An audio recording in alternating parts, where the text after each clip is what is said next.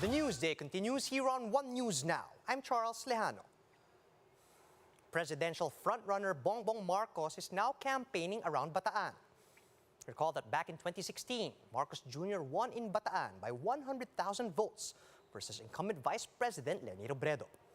To give us the latest, we have Marian Enriquez joining us on the line from Bataan. Good morning again, Maan. Could you tell us the situation there so far? Hi, Charles. Good morning. It was around 10 a.m. when presidential candidate Bongbong Marcos arrived in Pilar, Bataan for the Unity campaign caravan.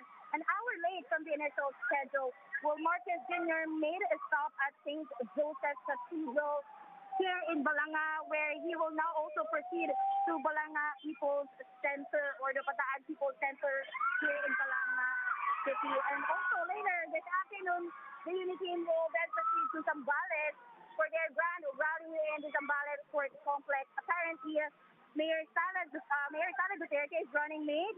According to our sources, is currently in Davao and will not be joining us here, but he will be going around in Cebu tomorrow.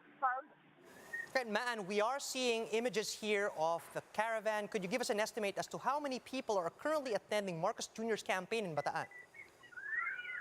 For sure, there are thousands of supporters awaiting Marcos Jr. for his arrival in East Town here in Bataan. And as you all know, that Marcos Jr. won about 100,000 votes over VP Leni Robredo back in 2016 election.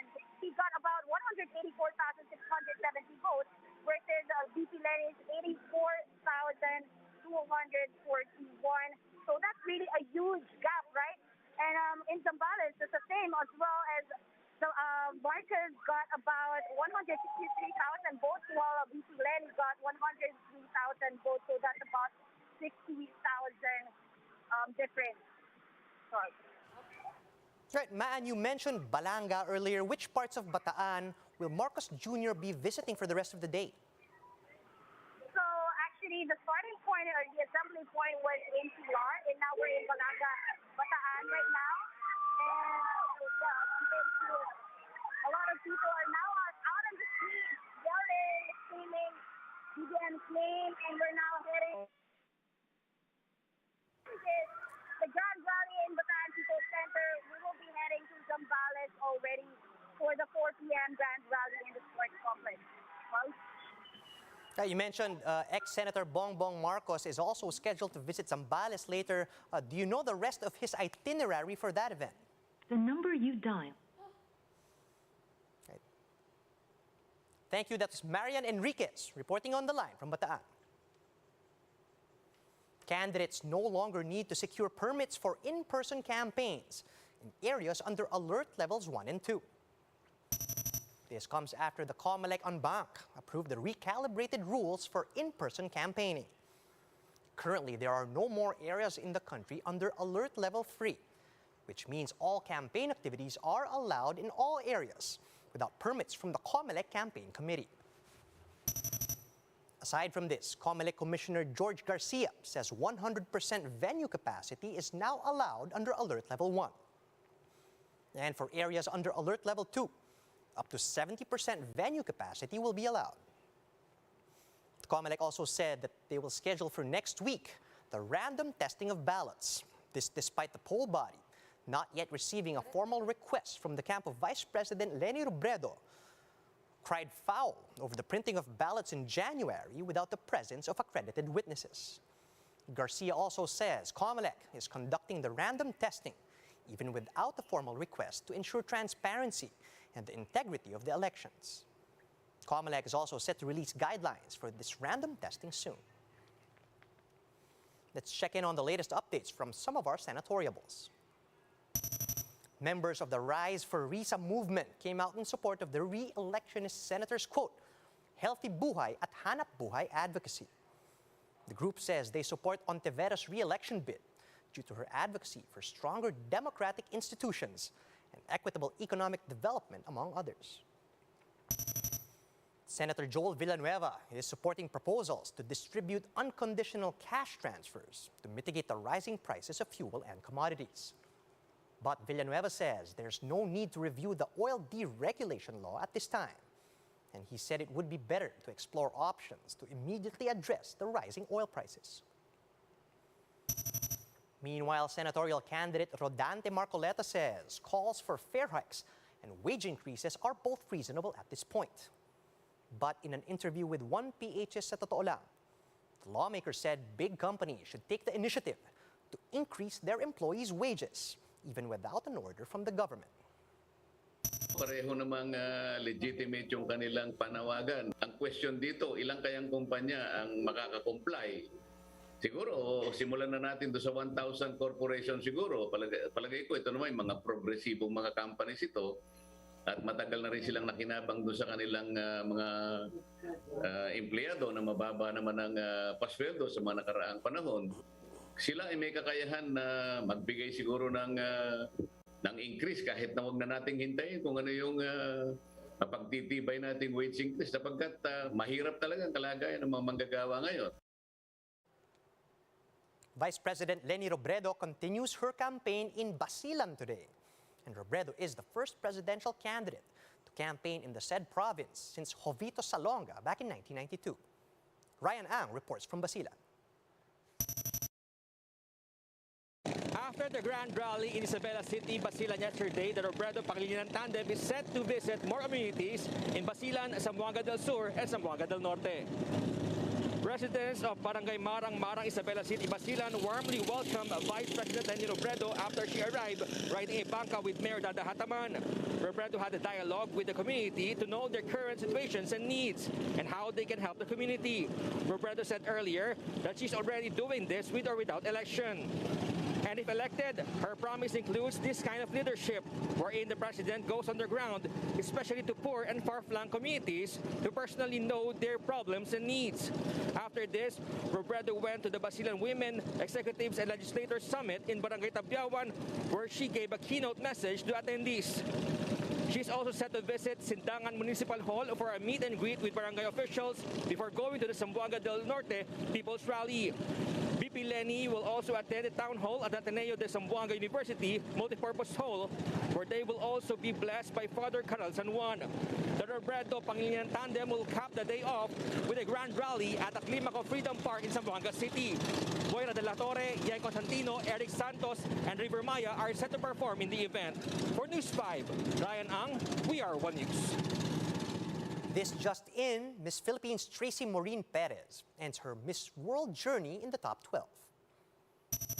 The Filipina beauty queen failed to secure a spot in the top 6. During the Q&A, Tracy shared some of the lessons she learned in life and said that she is, quote, so much stronger than all of the unfortunate things that did happen to her. Prior to the coronation night, Tracy secured a semi-final spot after winning both the head-to-head challenge and Beauty with a Purpose project. And just moments ago, Miss Poland Karolina Biloska was crowned the 70th Miss World. We'll be back with more stories after a quick break. Keep it here on One News.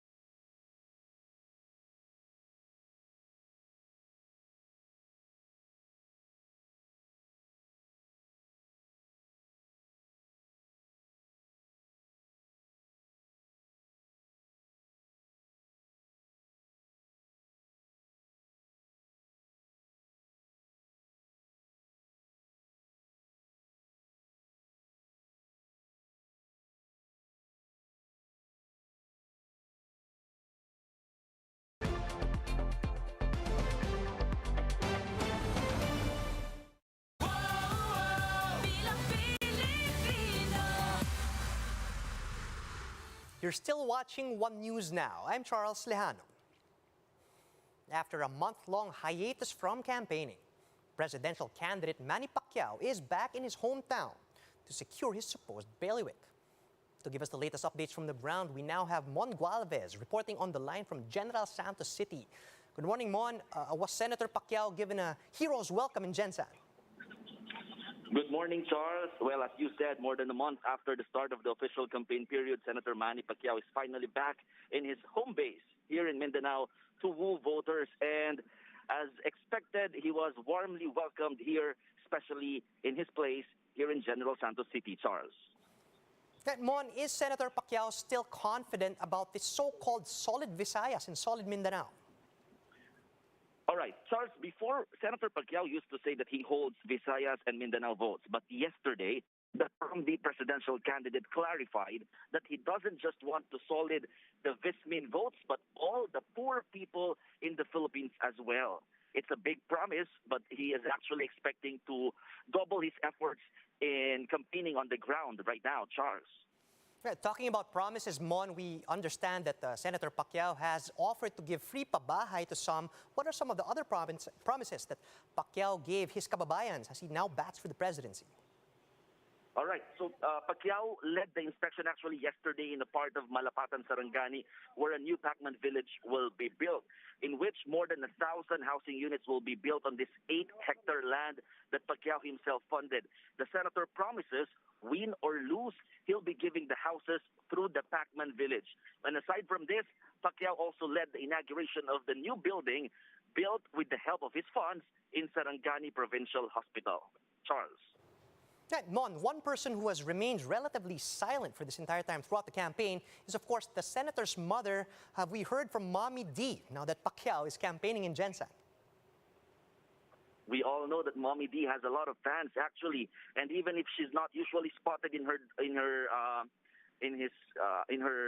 son's campaign rallies, Mommy Janisha clarifies that she's fully supporting her son, and even if she's doubting his decision to run amid the high costs of campaigning, Mommy D doesn't believe his son lags in survey rankings.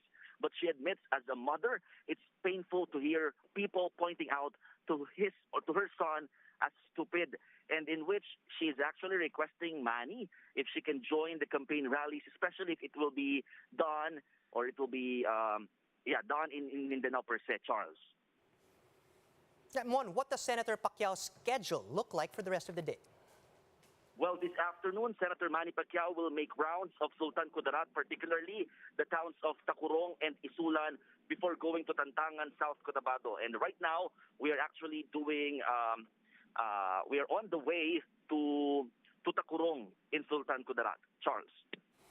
Thanks for those updates, Mon, and do stay safe. That was Mon Gualvez reporting live from General Santos City. And those are the top stories at this hour. Join us again later at 2 p.m. as we continue to monitor the day's biggest stories. You can also catch One News on the Signal Play app. Register for a free account now at www.signalplay.com so you can stream One News live anytime and anywhere. I'm Charles Lejano. Mask on, wash hands, and stay safe, Philippines. We are One News.